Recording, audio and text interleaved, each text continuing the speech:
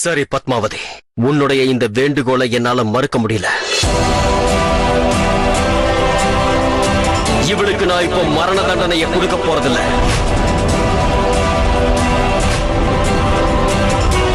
ஆனா இன்னையில இருந்த இந்த அரண்மனையில இருந்தும் உன்கிட்ட இருந்தும் விலகி போயிடும்.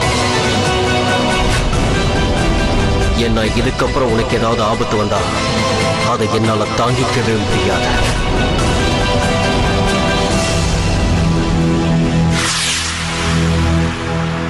சீமா, இந்திராவதிக்கு தண்டனை கிடைச்சதா இல்லையா? இல்ல, நான் அதை தடுத்து நிறுத்திட்டேன். அப்படி இருந்தாலும் இந்திராவதி ஜமீன்தார் ஐயாவை அடையணுங்கிறதுக்காக தப்பான வழியில போனா.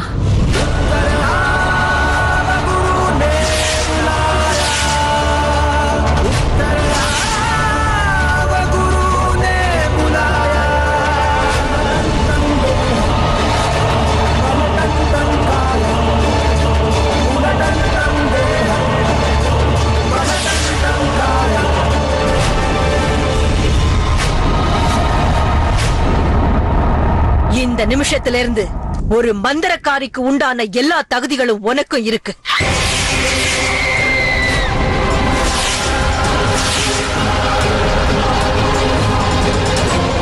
அப்படின்னா இனிமே என்னால என்னோட சோனிய தந்திரங்களை பயன்படுத்த முடியுமா?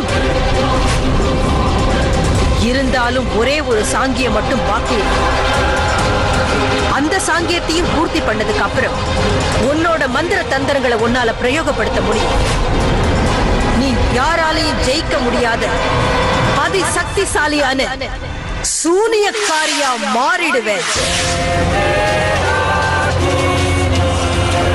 இந்த மாயாஜால உலகத்துல உனக்கு கிடைச்சிருக்கிற அபரிமிதமான இந்த சக்தியை எல்லாரும் பாராட்டுவாங்க.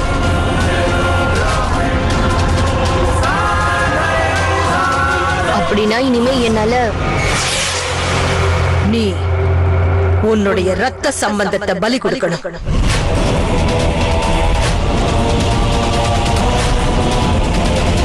ரத்த சம்பந்த பலியா? அப்படின்னா உன் உறவு சம்பந்தப்பட்டவங்களை பலி கொடுக்கணும்.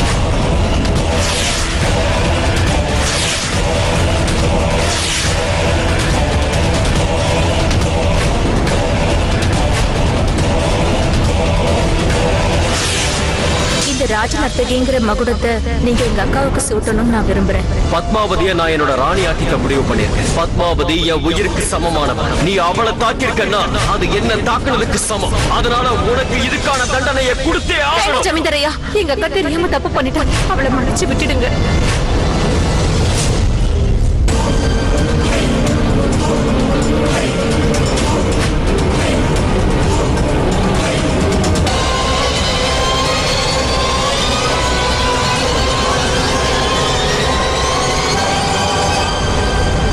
என்னோட சூனிய சக்திகளை அதிகரிக்கிறதுக்காக நான் என் தங்கச்சியை பலி கொடுக்கிறதுக்கு தயாரா இருக்கேன்.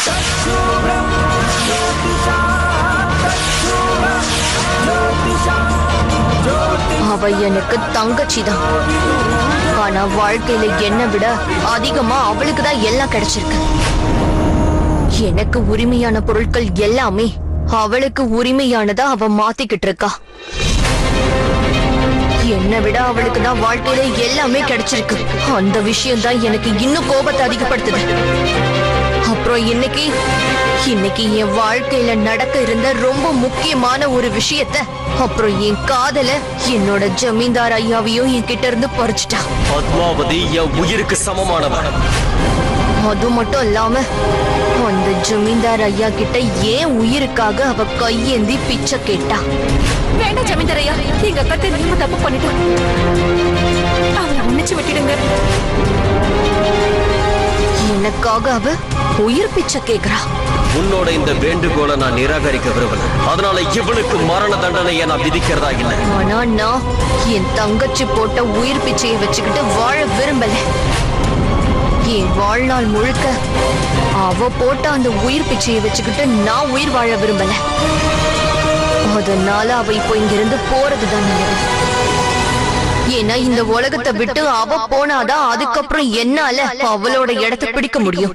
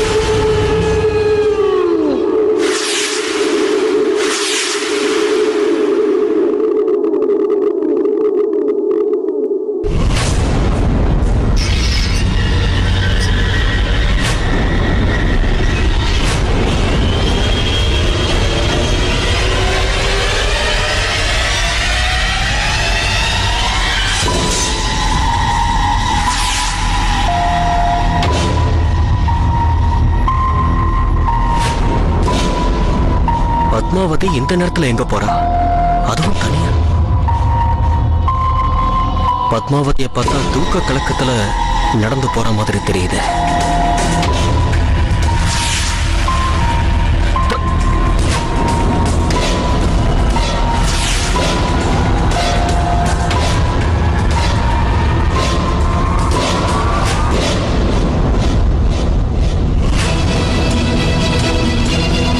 சீமா, நல்லா முயற்சி பண்ணி பாருங்க. அதுக்கப்புறம் என்னாச்சு?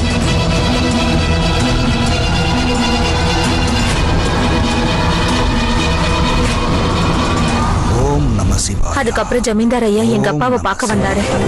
ஜமீன்தார் ஐயா நீங்களா? பண்டிதரே, பத்மாவதி இந்த ராத்திரி நேரத்துல தனியா எங்கேயும் போறா. அவ இத பத்தி என்கிட்ட எதுவுமே சொல்லலையே. இத பத்தி எனக்கு எதுவுமே தெரியாது. அவ இப்பதான் இங்க இருந்து வெளியே போறதை நான் பார்த்துட்டு வரேன். ஒருவேளை உங்களுக்கு தெரிஞ்சிருக்கும்னு நான் நினைச்சேன். ஆனா இந்த நேரத்துல தனியா அவ எங்க போயிருப்பா?